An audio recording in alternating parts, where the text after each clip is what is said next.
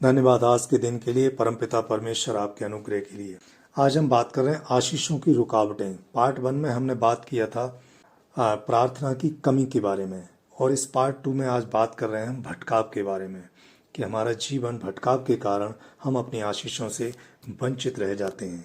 जब हम वचन व्यवस्था विवरण 12-13 देखते हैं, उसमें लिखा है कि और सावधान रहना कि तू अपनी होम बलियों को हर एक स्थान पर जो देखने में आए ना चढ़ाना। परमेश्वर यहोवा पिता का वचन कहता है कि तू अपने क्रियाकलापों में, चाल चलन में, काम काज में सावधानी बरतना, सावधान रहना। तू हर एक स्थान जो तुझे नजर आता है वो श्रद्धा का स्थान नहीं हो सकता। हर एक स्थान पर तू सर को मत झुकाना, हर एक स्थान पर तू अपनी महिमा को मत गिराना। यूहन्ना 1 बारे में परमेश्वर ने कहा है कि परंतु जितनों ने उसे ग्रहण किया उसने उन्हें परमेश्वर की संतान होने का अधिकार दिया। यानी जो परमेश्वर के लोग हैं, पिता यहोवा के लोग हैं, प्रभु यीशु मसीह के बेटे और बेटियां हैं, प्रभु कहता है कि वो उसकी संतान हैं। परमपिता परमेश्वर हमारा पिता है और हम उसकी संतान हैं।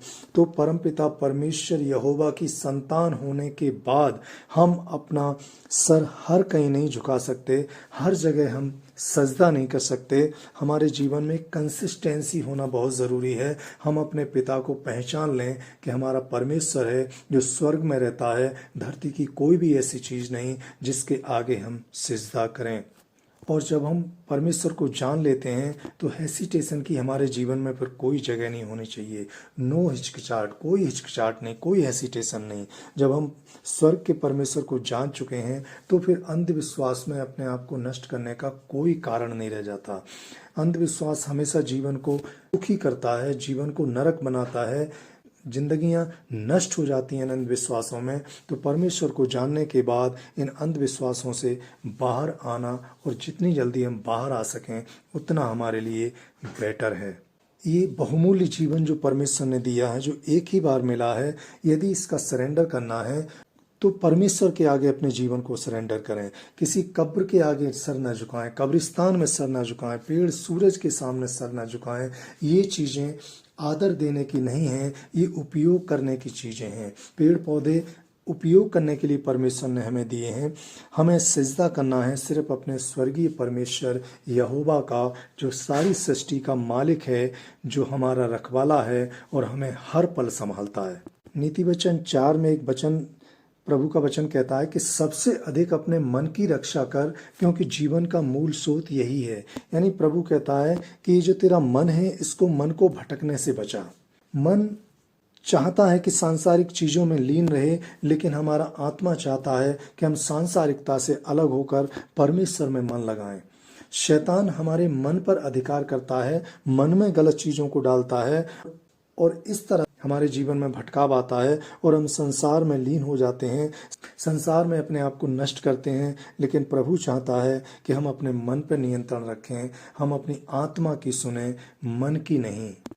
शैतान मन को करप्ट कर सकता है, मन में बुरे विचार, बुरी सोच डाल सकता है, लेकिन शैतान कभी भी आत्मा को करप्ट नहीं कर सकता, भ्रष्ट नहीं कर सकता। इसलिए हम आत्मा का पीछा करें, न कि मन का।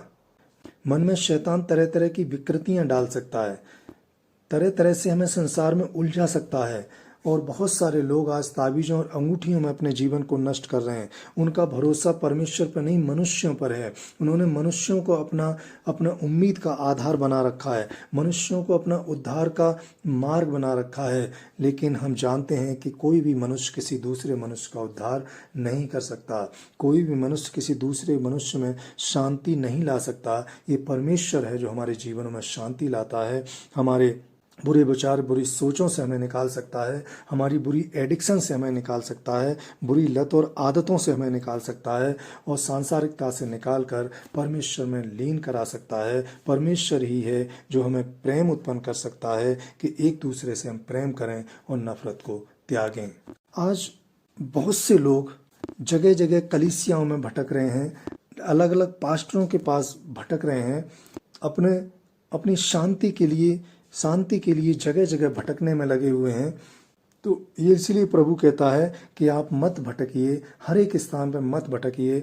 आप डिसाइड करिए, ये 1 तीमुथियुस 3:2 परमेश्वर के वचन में कलीसिया के अगुवे के बारे में, पास्टर के बारे में, बिशप के बारे में लिखा है कि यह आवश्यक है कि अध्यक्ष यानी बिशप, पास्टर, पादरी निर्दोष, एक ही पत्नी का पति, संयमी, सुशील, सभ्य, अतिथि सत्कार करने वाला, सिखाने में निपुण हो, पियक्कड़ या मारपीट करने वाला ना हो, वरन कोमल हो और न झगड़ालू और न धन का लोभी हो, अपने घर का अच्छा प्रबंध करता हो और अपने बाल बच्चों को सारी गंभीरता से अधीन रखता हो।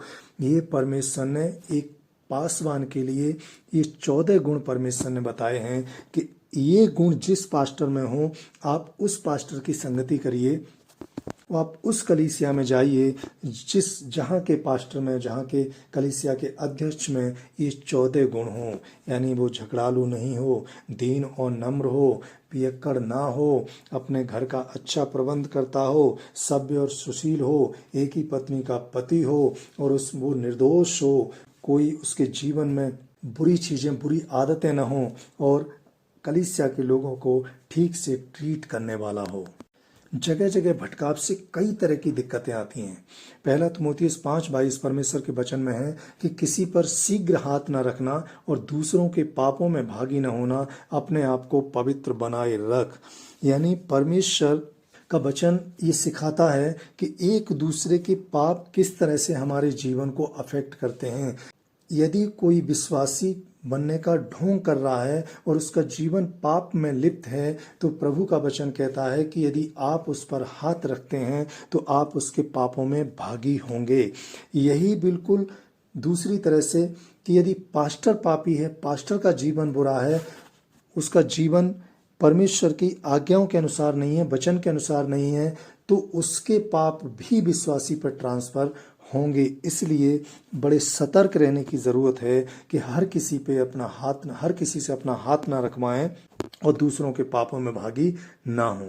संगति हमारे जीवन में एक बहुत इंपॉर्टेंट रोल अदा करती है। यदि हमारा उठना बैठना, हमारा चाल चलन, हमारी संगति ऐसे लोगों के साथ है जिनका जीवन प्रभु में अच्छा नहीं है, तो पहला कुरिन्थियों 5:11 परमेश्वर का वचन में है कि यदि कोई भाई कहलाकर व्यभिचारी, लोभी, मूर्ति पूजक, गाली देने वाला, पियक्कड़, अंधेर करने वाला हो, तो उसकी संगति मत करना, वरन ऐसे मनुष्य के साथ खाना भी न खाना।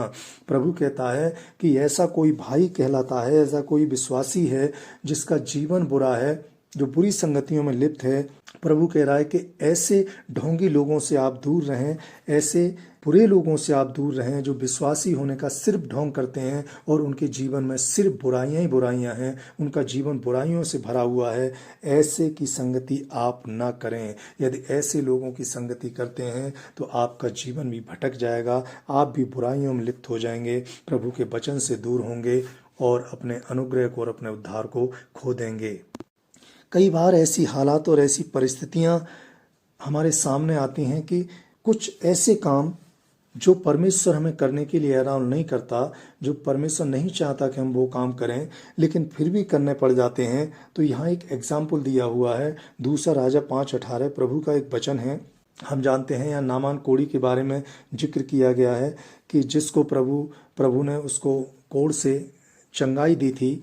यहाँ वचन में लिखा है, दूसरा राजा 5:18, एक बात यहोवा तेरे दास की क्षमा करे कि जब मेरा स्वामी रिम्मोन के भवन में दंडवत करने को जाए और वो मेरे हाथ का सहारा ले और यूं मुझे भी रिम्मोन के भवन में दंडवत करनी पड़े, तब यहोवा तेरे दास का ये काम क्षमा करे। यानी परमेश्वर का वचन कहता है कि यहाँ नामान सेनापति है, वो कह रहा है कि मैं राजा के अधीन हूँ, मुझे राजा के साथ सब जगह जाना पड़ता है। जब वो रिम्मोन के भवन में दंडवत करने के लिए जाए और मुझे भी जाना पड़ेगा, और जब वो मेरे हाथ का सहारा लेगा तो मुझे भी वहाँ पे झुकना पड़ेगा। इस तरह से मेरी इस गलती को क्षमा करे। यानी परमेश्वर का वचन ये सिखा रहा है कि आप अगर किसी के अधीन हैं, आप कहीं जॉब करते हैं, आपका मालिक की वजह से आपको कुछ ऐसा करना पड़ रहा है जो आपको वचन के अनुरूप नहीं है, तो प्रभु कहता है कि ऐसे काम के लिए परमेश्वर आपको क्षमा करता है, क्योंकि आप ये मजबूरी में कर रहे हैं, किसी की अधीनता के कारण कर रहे हैं, आप अपने मन से, अपने दिल से और अपनी आत्मा से नहीं कर रहे हैं।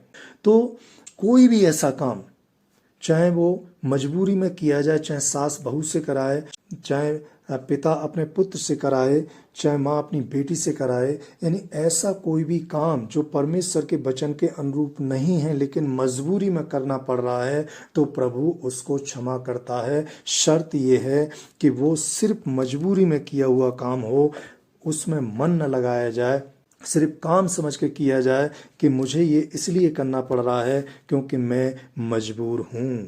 कई बार ये देखने में आता है कि जब अपने दुखों से परेशान होने के बाद, अंधकार में अपने जिंदगी को नष्ट करने के बाद, कुछ लोग परमपिता परमेश्वर यहोवा की जब शरण में आते हैं, प्रभु यीशु के अनुग्रह में आते हैं, उसके छिदे हुए हाथों की छाया में आते हैं, उसकी दया में आते हैं, तब प्रभु उन पर दया करता है, उन्हें कीचड़ में से निकालता है, उन्हें अंधकार में से निकाल लेता है, उन्हें संकटों में से निकाल लेता है, उनके जीवन को अच्छा बनाता है, उनके जीवन से अशांति दूर हो जाती है, उनकी कमी घटी को परमेश्वर संभाल लेता है और जीवन को सुखमय बनाता है। और जब वो भटक जाते हैं और जब वो परमेश्वर यहोवा को छोड़कर फिर अंधकार में चले जाते हैं, अंधविश्वास में चले जाते हैं, तो प्रभु कहता है, दूसरा पत्रस 2:20 प्रभु के वचन में है कि जब वे प्रभु और उद्धारकर्ता यीशु मसीह की पहचान के द्वारा संसार की नाना प्रकार की अशुद्धता से बच निकले और फिर उनमें फंसकर हार गए, तो उनकी दशा पहले से भी बुरी हो गई है। यानी प्रभु का वचन कहता है कि शांति देने वाला परमेश्वर है, दया करने वाला परमेश्वर है, अंधकार को कुचलने वाला परमेश्वर है, शैतान के चंगुल से छुड़ाने वाला प्रभु यीशु है। जब यीशु को छोड़कर, परमपिता परमेश्वर यहोवा को छोड़कर फिर से जब हम अंधकार में चले जाते हैं, फिर से जब हम बुराइयों में चले जाते हैं, फिर से हम भटक जाते हैं, तो प्रभु का वचन कहता है कि उसकी हालत पहले से भी बुरी हो जाती है। क्योंकि अच्छा करने वाला परमेश्वर है, अच्छा करने वाले परमेश्वर का हाथ जब छोड़ते हैं तो फिर अंधकार में कोई शांति नहीं, अंधकार से दया की कोई उम्मीद नहीं कर सकते, शैतान से किसी भी भले काम की उम्मीद नहीं कर सकते। वहाँ दुख है, अशांति है, वहाँ पे प्रॉब्लम है, वहाँ शांति भंग करने वाली चीज़ें हैं, वहाँ परमेश्वर की दया नहीं, वहाँ परमेश्वर का अनुग्रह नहीं, वहाँ पे जीवन नष्ट होता है। इसलिए प्रेरित 4:12 प्रभु के वचन में लिखा है कि स्वर्ग के नीचे मनुष्यों में दूसरा कोई नाम नहीं दिया गया जिसके द्वारा हम उद्धार पा सकें। उद्धार पाने का एक ही मार्ग है, शांति का एक ही मार्ग है, दया पाने का एक ही मार्ग है, स्वर्ग जाने का एक ही मार्ग है। परमेश्वर की शांति और अनुग्रह के पाने के लिए, अपने जीवन में उद्धार पाने के लिए, स्वर्ग के राज्य को देखने के लिए, नरक की धधकती हुई आग से बचने के लिए प्रभु ने एक मार्ग खोल रखा है। यहोवा परमेश्वर ने एक मार्ग दिया है कि हम अपने पापों पश्चाताप करें और वादा करें कि आगे से हम पाप नहीं करेंगे, तो प्रभु हमें क्षमा करता है और अपने राज्य में ग्रहण करता है। प्रभु का धन्यवाद। आमीन।